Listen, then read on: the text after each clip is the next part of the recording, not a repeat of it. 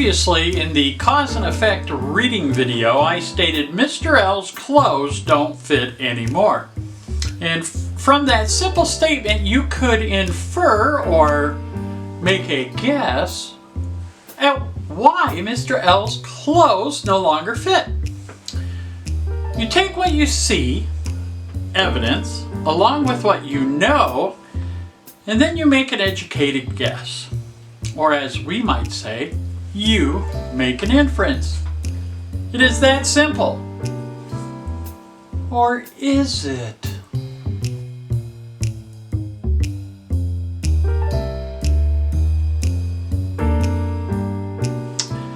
When you hear or if you read the statement, Mr. L's clothes don't fit, the first image that comes to your mind requires you to fill in the blanks. Now, typically if a person thinks that someone's clothes don't fit, they believe that that person has been eating way too much or has outgrown their clothes. So, how do you know that? Well, it's because of experience. You use what you already know. You might have been influenced what you see in print media or on the television, and ads encouraging people to lose weight.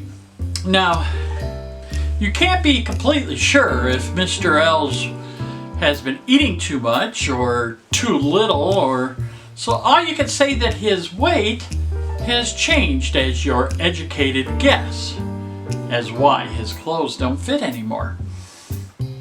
How making an inference is different than cause and effect is that an inference is a guess, while understanding cause and effect will provide you with a fact as the final answer.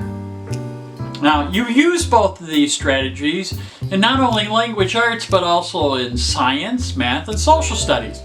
If you were to look at a picture of, say, a mansion and a picture of a line of people waiting at a soup kitchen, you might have inferred many possibilities on what you already know.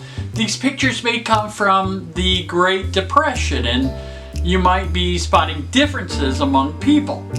It could also be a story maybe from about a person who went from rags to riches.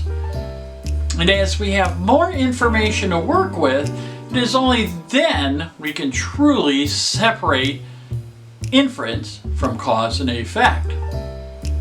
Now, let's take a look at this picture. It's of an animated cartoon character, a little chihuahua that I really love. His name is Ren.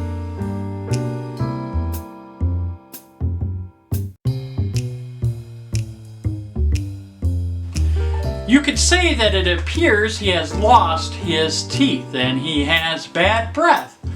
You can infer this information based on what you see in the photograph. A trail of smoke is rising out of his mouth. Teeth are missing, and you could use this picture in so many different ways to teach people. This picture could be used in a science class to talk about oral health and preventive medicine. In a history class, this picture could be used to discuss oral health issues in various cities, states, countries, and even nations around the world. And in math, you could actually use it to answer an economic question as to what would be the cost of people not taking care of their teeth. In the future, when you are taking one of those fill in the bubble tests and you are presented with a text and you might have to infer answers, to do that, remember this. First, we need to find clues to get answers. They could be hidden in the text. Second, we need to add those clues to what we do already know. Third, realize that there could be more than one possible answer. And finally, it is important to continue looking for those clues to give you the best answer. We need to be able to support our answers with evidence. So, remember, it is what we see plus what we already know that allows us to make an educated guess. And when you know this formula, you begin to work smarter, not harder. Links to more information and reading strategies can be found at mywirelessclassroom.us/daily-read. I'll leave you with this thought from a gentleman by the name of Vinoba Bhavi. He says, if a man's house is full of medicine bottles, we can infer this man is an invalid or ill. But if his house is full of books, we conclude that he is intelligent. Until next time, happy reading.